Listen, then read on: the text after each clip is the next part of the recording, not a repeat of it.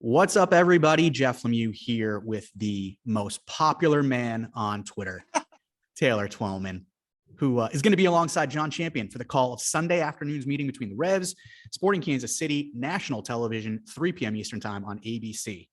Taylor, first of all, how you doing, man? I'm good, dude. Thanks for the intro, as always. Yeah. I always try to come up with something that's going to really catch people's attention. You caught my attention because you're full of crap as I am, so well done.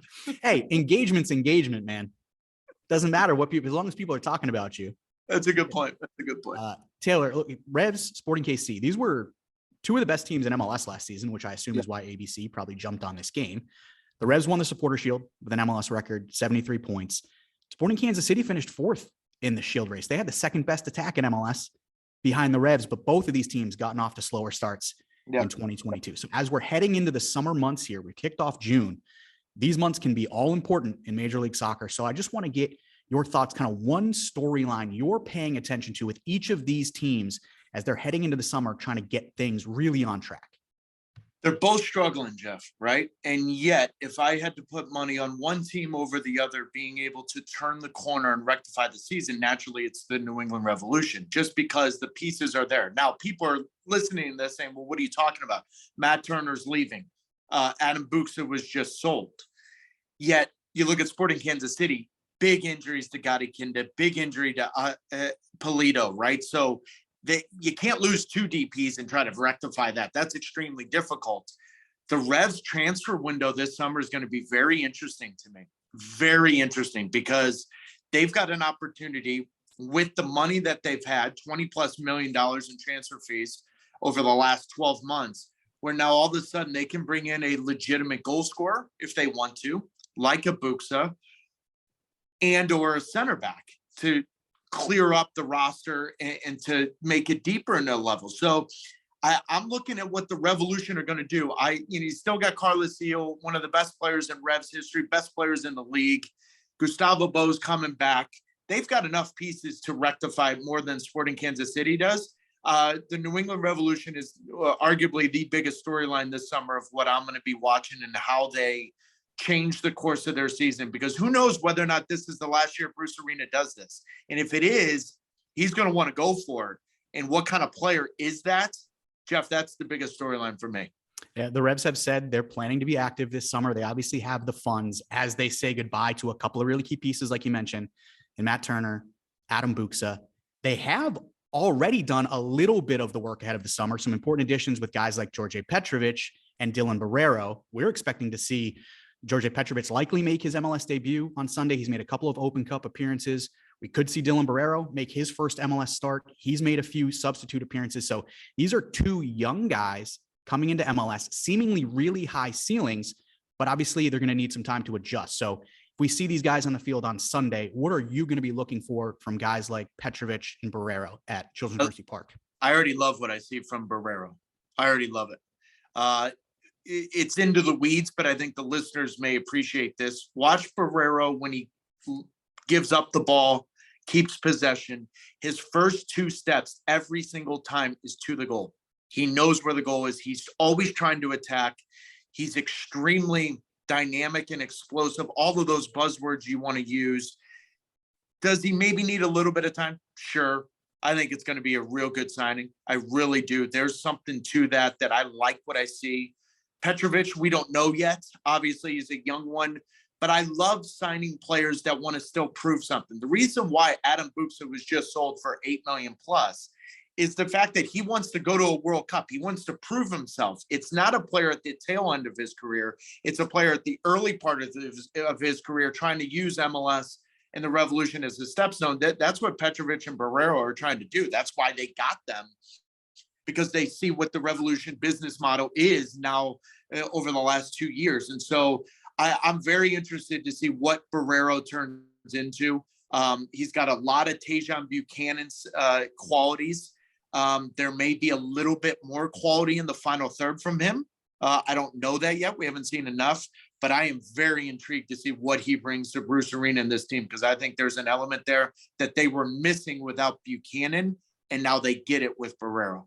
Yeah, I spoke with Revolution president Brian Palello after the Buxa transfer, and he made really direct one-to-one comparisons.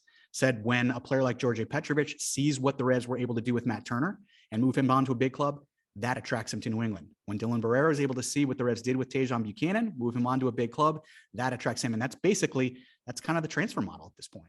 It is, Jeff, but it's also something that has taken the Crafts and the Revs a long time to get there. And I say that with a smile. We all know my history with the club and Shalry Joseph's history with the club on a different level, but the same kind of concept. And this is very smart. This is part of evolving and understanding what this job is. They've built a 35 million plus training facility. They're now transferring players.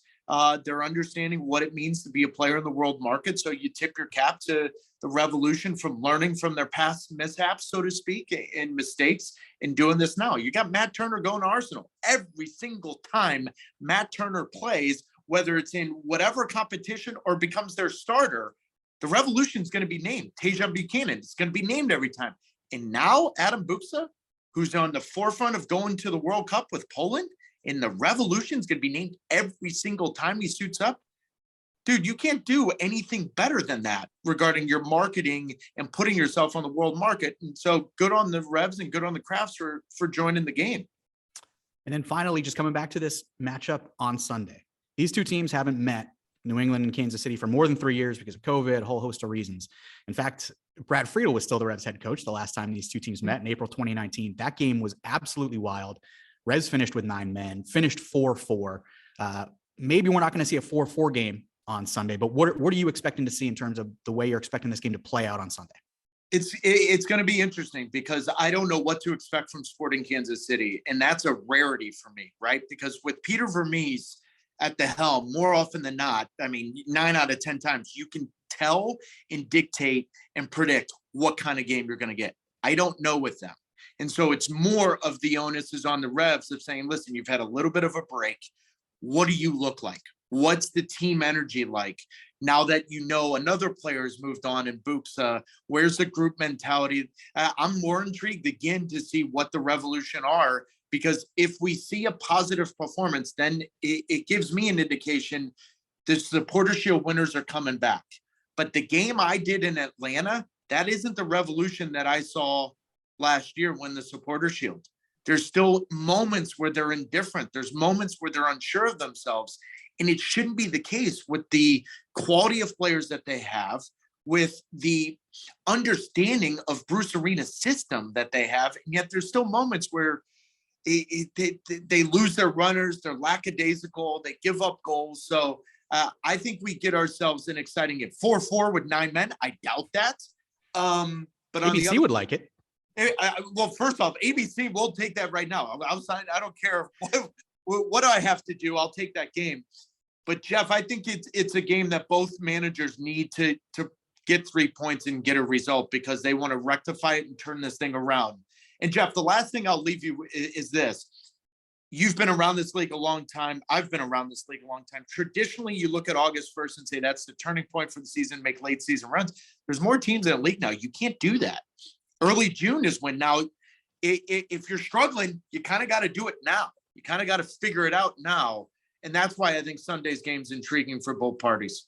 Yeah, and especially with the World Cup coming up, the season's ending a little sooner. We're approaching the halfway mark of the season right now in terms of regular season games. So we are definitely getting into kind of the nitty gritty of the 2022 season. Taylor, you're a very busy man. We always appreciate you taking the time, appreciate the insight, and we'll look forward to hearing you on the call on Sunday afternoon. I'll have pants on Sunday. Okay, sounds good. Me too.